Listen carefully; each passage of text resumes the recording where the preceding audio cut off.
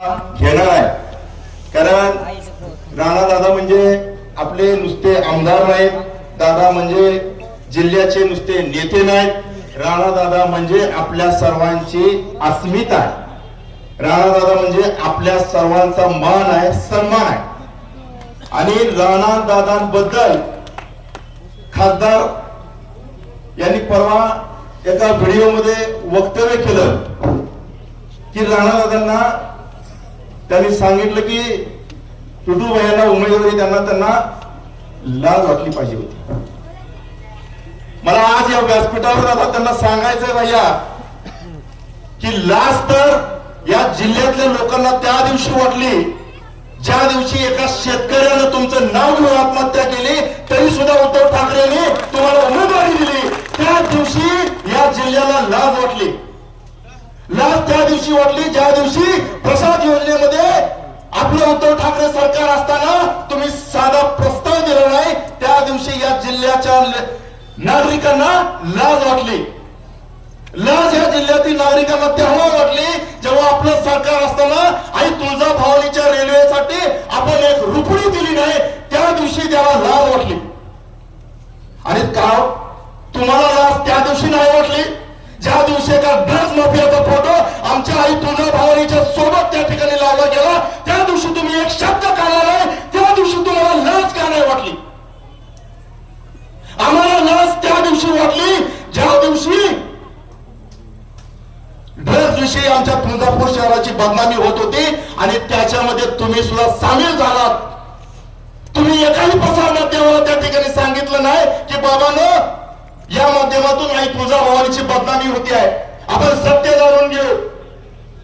आम्हाला लाज त्या दिवशी वाटली जेव्हा या आई तुळजाभवानीच्या नगरीसाठी आपण एक रुपडी खासदार निधी दिली नाही. त्या दिवशी आम्हाला लाज वाटली.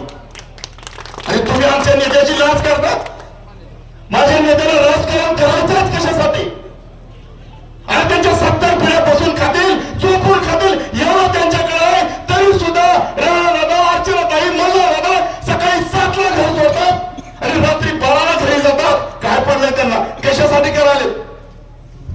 कुटुंबाच्या बाबतीमध्ये तुम्ही बोलता अख्खा कुटुंब तुळजापूर शहरासाठी झटतंय. कोरोना काळापासून आपण त्या ठिकाणी पाहतोय. याची लाज तुम्हाला वाटली नाही? मला या ठिकाणी दादा अजून एक विषय सांगायचा आहे की ज्या वेळेस या तुळजापूर शहरातला सर्वसामान्य नागरिक, या तुळजापूर शहरातला सर्वसामान्य व्यापारी, या तुळजापूर शहरातला सर्व माता भगिनी ज्या वेळेस आपल्या सर्वांच्या उमेदवारांचं बटन दाबणार आहे, कमळाचं बटन दाबणार आहे, त्यावेळेस अजून एक जबाबदारी आपल्यावर पडणार आहे दादा.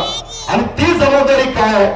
विकास आपण करणं आपलं कर्तव्य दादा. आमदार म्हणून तुमचं आहे, नगरसेवक म्हणून आमचा आहे, नगराध्यक्ष म्हणून पिटूबाई यांचा आहे. परंतु दादा ज्यावेळेस जबाबदारीचं बटन कमळाचं ही लोक दाबणार आहेत त्यावेळेस त्यांच्या रक्षणाची, त्यांच्या सुरक्षेची जबाबदारी सुद्धा दादा आपली आहे.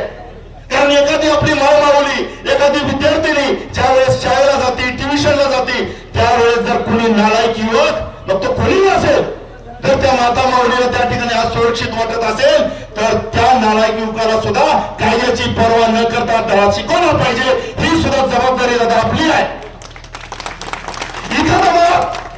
ज्यावेळेस छोटे छोटे व्यापारी आहेत दादा, बांगडीवाले आहेत, या ठिकाणी मोठे व्यापारी आहेत, सर्व नागरिक आहेत दादा, यांच्या सुद्धा सुरक्षेची जबाबदारी दादा आपली आहे.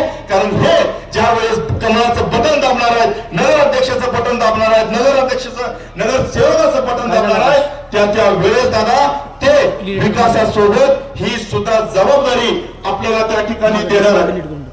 आणि खासदारांचं काम काय? आज मुद्दाम मी खासदारांविषयी घेतलाय कारण दादा ते माझ्या प्रभागात आज येऊन त्यांना माझ्या विरोधात प्रचार करावा लागला ना, तेव्हाच मला गर्व वाटला तुमचा कार्यकर्ता असल्याची. आणि खासदारचं काम काय? फोनवरती अधिकाऱ्याला शिवीगाळी करणं. मी रोज सगळ्या शासकीय कार्यालयामध्ये असतो दादा, त्यांना व्यवस्थित बोलून तुमच्या भाषेत जी कामं होतात ना यांच्या शिवीगाळीनं होत नाही. दादा ज्या वेळेस ते फोनवरती शिवीगाळी देतात ते लोक, ते अधिकारी दादा आपल्या माणसाला नियम शिकवतात. नियम त्यांचा फोन झाला की 50 हेलपाटे त्याला त्या ठिकाणी अधिकारी मारतो. परंतु राणादादांचा फोन आहे, राणादादांचा कार्यकर्ता आहे, ज्यावेळेस त्यांना सांगतात त्यावेळेस ते आदरयुक्त त्यांना भीती असते. राणादादाबद्दल त्यांची आदरयुक्त भीतीच आपलं काम त्या ठिकाणी करते. हा बदल आहे. आणि आता सगळ्यांनी सांगितलं की पुटुबायावरती रोज त्या ठिकाणी चिखल फेक होते, रोज चिखल फेक होते. मी त्यांना या ठिकाणी एवढंच सांगतो की कमल कीचड़ में ही खिलता है. कितीही किंमत त्यांनी त्या ठिकाणी टाकली तरी हरकत नाही. आणि म्हणून मी दादा सगळ्या कार्यकर्त्यांसाठी एवढंच म्हणेन की जिगर वालों का डर से कोई वास्ता नहीं होता. हम सब जिगर वाले हैं, जिगर वाले सहकारी है, जिगर वाले मित्र है, कार्यकर्ते है. जिगर वालों का डर से कोई वास्ता नहीं होता. हम कदम वहां पर भी रखेंगे जहां पर रास्ता नहीं होता, जहां पर रास्ता नहीं होता. धन्यवाद. यानंतर मी पिटूबायांना विनंती, यानंतर आपले सिंगम संतोष भाऊ परमेश्वर यांना विनंती करतो की आपण या ठिकाणी मगापासून तुम्ही 2 मिनिटात संपवा म्हणताय.